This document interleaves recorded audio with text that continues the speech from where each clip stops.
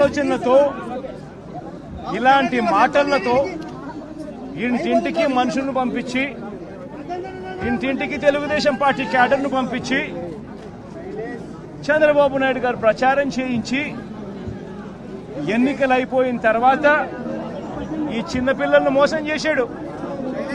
కనీసం జగన్ అన్నే ఉంటే అమ్మఒడి కింద పిల్లలకు అమ్మఒడి కింద ప్రతి తల్లికి 15,000 రూపాయలు ఈ పాటికి అందుండేది. ఈ 15,000 రూపాయలు జగనన్న ఇచ్చేది పాయ, అమ్మఒడి అని పాయ. నీకు 15,000 నీకు 15,000 నీకు 15,000 తల్లికి వందనము అని చెప్పి పిల్లలందరినీ మోసం చేయడమే కాకుండా తల్లికి పంగనామాలు పెట్టడం. వ్యవసాయ సీజన్ మొదలైంది, రైతులు ముమ్మరంగా వ్యవసాయం చేస్తా ఉన్నారు. జగనన్న పాలనలో కనీసం జగనే ఉంటే ఈ పాటికి ప్రతి రైతన్నకు కూడా రైతు భరోసా కింద సొమ్ము అందేది.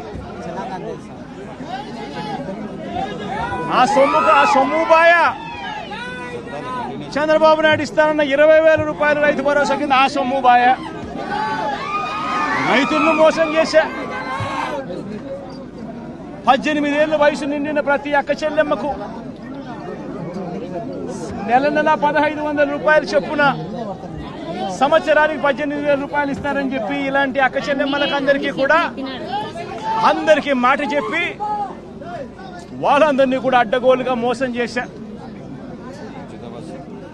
ఈరోజు జగనే ఉంటే ఈ పథకాలన్నీ రావడమే కాకుండా ఈ చదువుకుంటా ఉన్న ఈ పిల్లలకు విద్యా దీవెన వసతి దీవెన కింద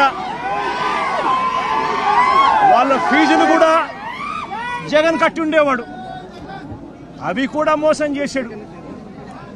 పొదుపు సంఘాల అక్క చెల్లెమ్మలకు 0 వడ్డీ కింద డబ్బులు జమ చేయాలి, అది మోసం చేశాడు. అది కూడా ఇవ్వకుండా ఇలా ప్రతి ఏరియాలోనూ కూడా ప్రతి ఒక్కరిని కూడా రైతులను మొదలు పెడితే రైతులను, చిన్నపిల్లలను, పెద్ద పిల్లలను, అక్క చెల్లెమ్మలను ప్రతి ఒక్కరిని కూడా మోసం చేసిన ఈ చంద్రబాబు ఏ ఒక్కరూ కూడా ప్రశ్నించకూడదు, ఏ ఒక్కరూ రోడ్ల మీదకి రాకూడదు, ఏ ఒక్కరూ చంద్రబాబు నాయుడు గారిని నిలదీయకూడదు అని రాష్ట్ర వ్యాప్తంగా రెడ్ బుక్ పాలన సాగిస్తా ఉన్నారు.